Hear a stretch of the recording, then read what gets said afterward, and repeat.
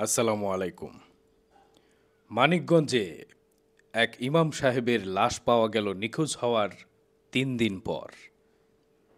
ইমাম সাহেবকে হত্যা করে মসজিদের পাশের এক খালের পানিতে ফেলে দেওয়া হয়েছে। যেই ইমাম সাহেবরা মানুষকে পথ দেখান, হেদায়েতের রাস্তা দেখিয়ে দেন, সেই ইমাম সাহেবকে হত্যা করে পানিতে ফেলে দেওয়া হয়েছে। যারা এই কাজটি করেছে তারা হয়তো হেদায়েত পেয়ে গেছে, তাই আর এখন ইমাম সাহেবের কোনো প্রয়োজন নেই। ইমাম সাহেবের যে কাজ সেটা তারা পেয়ে গেছেন। ইমাম সাহেব নিখোঁজ হওয়ার ৩ দিন পর তার লাশ পাওয়া গেল।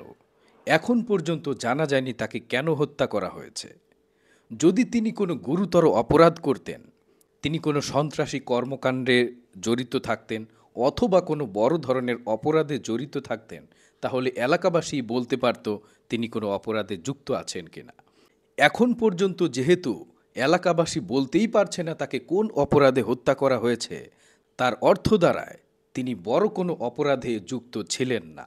এলাকাবাসীর একটা মানুষ বলতে পারে না তাকে কেন হত্যা করা হয়েছে, পূর্ব থেকেও তার বিরুদ্ধে কোনো রিপোর্ট নেই, তাহলে এই ধরনের একটা মানুষকে কেন হত্যা করা হলো? সত্যিকার অর্থে বাংলাদেশের বিচার ব্যবস্থার কোনো আগামাথা নেই। কয়েকদিন আগে একটা নিউজে দেখলাম আফগানিস্তানে একজন ব্যবসায়ী এবং তার ছেলেকে অপহরণ করার কারণে ৩ জন সন্ত্রাসীকে হত্যা করে তালেবান সেনারা শহরের মাঝখানে জনবহুল স্থানে তাদের লাশ ক্রেন দিয়ে ঝুলিয়ে রেখেছে আর বলে দিয়েছে ভবিষ্যতে যারা এই ধরনের অপরাধ করবে তাদের শাস্তি এমন হবে। এটা হচ্ছে ইসলামিক আইন অনুসারে কোরআনের আইন, আল্লাহ তালার আইন। আল্লাহ তালার আইন এবং কোরআনের আইন অনুযায়ী যদি একটি বিচার সঠিকভাবে দেখানো হয়, তাহলে অনেকটাই অপরাধ কমে যাবে।